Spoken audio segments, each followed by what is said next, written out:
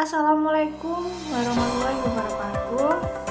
Perkenalkan, nama saya Najwa Nur Aulia dengan NIM 2515024 Di sini saya akan melanjutkan untuk membahas buku tentang sosiologi hukum pada bab 3, yaitu tokoh-tokoh sosiologi hukum. Tokoh Eropa Barat yang pertama ada Karl Marx pada 1818 sampai 1883. Menurut Marx, hukum dan kekuasaan politik itu merupakan sarana kapitalis yang berkuasa di bidang ekonomi untuk melanggengkan kegunaan harta kekayaan sebagai sarana produksi dan sarana eksploitasi. Pokok pemikiran Marx dalam sosiologi hukum yang pertama, hukum adalah alat yang menyebabkan timbulnya konflik dan perpecahan. Yang kedua, hukum bukan merupakan alat integrasi. Yang ketiga, hukum dan kekuasaan merupakan sarana dari kaum kapitalis. Yang keempat, hukum bukanlah model idealis dari moral masyarakat. Yang kedua ada Henry S. Maine 1882 sampai 1888. Pemikiran Maine yang pertama, masyarakat bukanlah masyarakat yang serba lain. Yang kedua, dalam masyarakat terdapat askripsi tertentu. Yang ketiga, kenyataan dalam masyarakat akan berubah tatkala masyarakat melakukan transisi ke situasi-situasi baru. Yang ketiga ada Emil Durkheim pada 1858 sampai 1917. Hukum dan solidaritas mekanis. Dalam solidaritas ini, seorang warga masyarakat secara langsung terikat kepada masyarakat.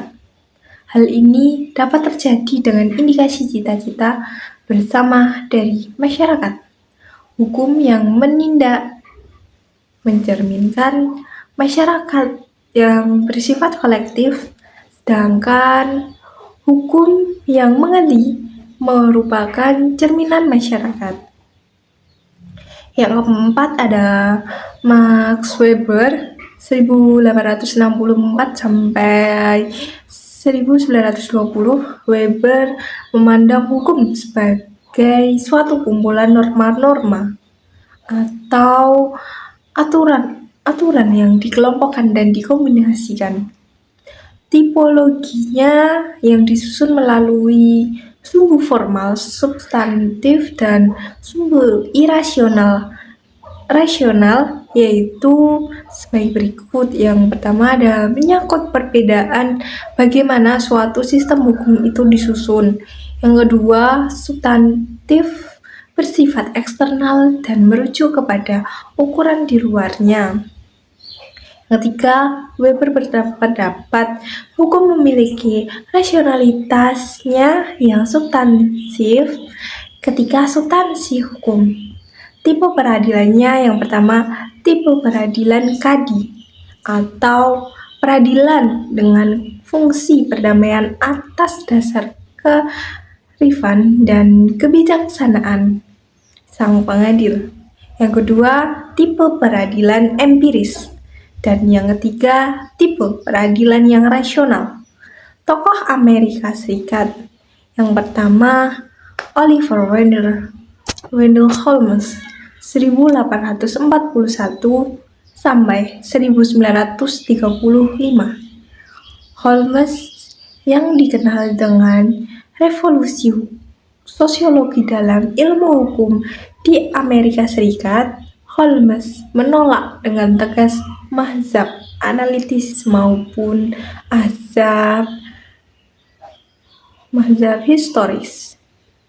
Pikiran utama Holmes dalam sosiologi hukum ini adalah bahwa setiap hukum bertanggung jawab memformulasi hukum lewat keputusan-keputusannya.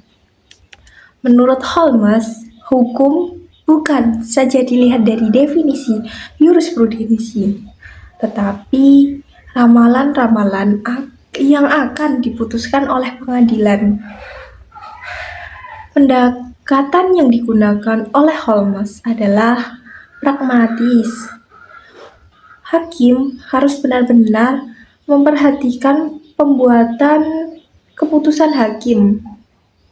Yang kedua, ada tokoh yang bernama Benjamin Nathan Cardoso pada 1870 sampai 1938. Ia adalah seorang hakim yang bertolak dari perenungan tentang perlunya memperbaharui teknik hukum yang aktual. Pemikiran Cardoso adalah sebagai berikut. Hakim memiliki kebebasan untuk memutuskan suatu perkara, tetapi batasannya tidak boleh bertentangan dengan kepentingan hukum.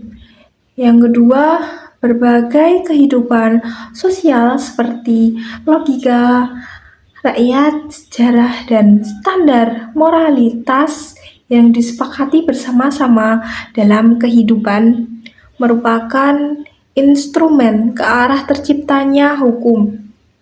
Hukum harus tetap sejalan dengan kebutuhan sosial. Yang ketiga ada Roscoe Pond atau pada tahun 1870 sampai 1964, pandangan Roscoe Pond adalah hukum diselenggarakan untuk memaksimalkan pemuasan kebutuhan. Ia lebih cenderung melihat kepentingan atau bukan etika dan moral dalam kehidupan hukum. Adapun pokok pikiran Pond adalah sebagai berikut. Yang pertama, ia lebih menelaah akibat-akibat sosial yang aktual dari adanya lembaga hukum dan doktrin-doktrin hukum, atau lebih pada fungsi hukum daripada isi abstraknya. Yang kedua, mengajukan studi sosiologis untuk mempersiapkan perundang-undangan dan menganggap hukum sebagai suatu lembaga sosial yang dapat diperbaiki oleh usaha-usaha yang bijaksana dalam menentukan cara-cara terbaik untuk melanjutkan dan membimbing usaha-usaha yang seperti itu. Yang ketiga ada untuk menciptakan efektivitas cara dalam membuat peraturan perundang-undangan dan memberi tekanan kepada hukum untuk mencapai tujuan-tujuan sosial, atau tidak ditekankan kepada sanksi. Pond lebih memandang hukum sebagai proses rekayasa sosial. Yang terakhir membahas positivisme hukum, dan masalahnya hukum seringkali dikatakan sebagai memiliki karakter beraspek ganda yang dapat diekspresikan dalam berbagai macam cara, sehingga hukum terdiri dari beberapa preskripsi, dalil-dalil harus yang menentukan cara subjek-subjek hukum harus berjalan. Namun pada saat yang sama, ia membangun sebuah fenomena sosial yang hanya ada apabila petunjuk pelaksanaannya benar-benar memiliki pengaruh pada cara orang yang berpikir atau bertingkah laku. Ia merupakan solen dan sane, harus dan ada. Ia dipandang sebagai mengajukan masalah untuk dianalisis, karena meskipun hukum itu merupakan norma preskriptif sekaligus fakta empiris, kedua kategori ini saling meniadakan satu sama lain secara logis, telah menyebar luas ke dalam teori hukum maupun sains sosial dan dikenal sebagai positivisme.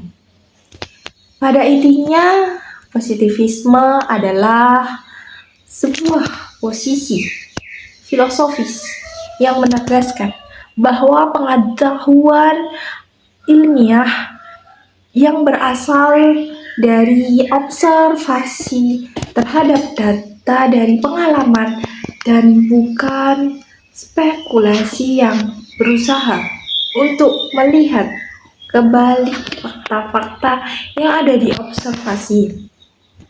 Untuk mengetahui sebab utama, makna atau esensi dalam versi positivisme yang paling kuat, ia sama sekali tidak membangun pengetahuan, sehingga fakta dan nilai dipisahkan secara kaku.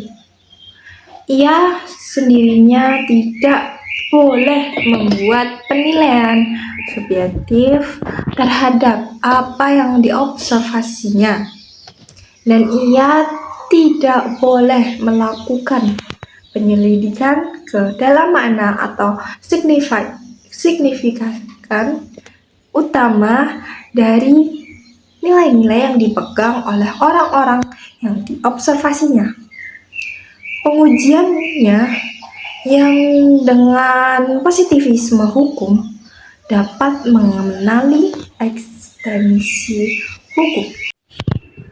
Positivisme hukum berusaha mencari pengujian hukum yang memungkinkannya untuk mengidentifikasi data hukum sejauh mungkin tanpa melihat ke balik peraturan legislatif tersebut, yakni kepada proses pembentukannya dan tanpa mempertimbangkan sikap-sikap atau nilai-nilai yudisial. Positivisme adalah sebuah fondasi filosofis modern utama dari pengetahuan hukum profesional.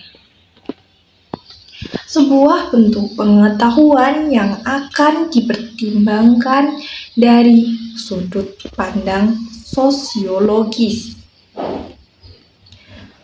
Sebuah filsafat hukum positivisme mendapat serangan yang sangat kuat, khususnya dari kalangan yang berkaitan secara tidak langsung dengan upaya mempertahankan struktur profesional tertentu dalam praktik hukum. Ia dianggap telah mengabaikan peran nilai-nilai atau setidaknya prinsip-prinsip sebagai sebuah komponen hukum, bahwa dalam memperlakukan pengaturan sebagai data hukum yang tersedia, ia mengasumsikan kepastian dan kejelasan di dalam peraturan yang sama sekali tidak jelas, dan bahwa ia tidak biasa menanggulangi masalah hukum dengan hubungan yang kompleks antara peraturan dan kekuasaan diskresioner dari kalangan pejabat. Buku Sosiologi Hukum ini ditulis oleh Ibu Profesor Dr. Fitriyatus Salihah, SH, MH, Divisi Buku Perguruan Tinggi PT Raja Grafindo Persada Depok. Sekian, terima kasih ulasan bab 3 tentang tokoh-tokoh sosiologi hukum. Wassalamualaikum warahmatullahi wabarakatuh.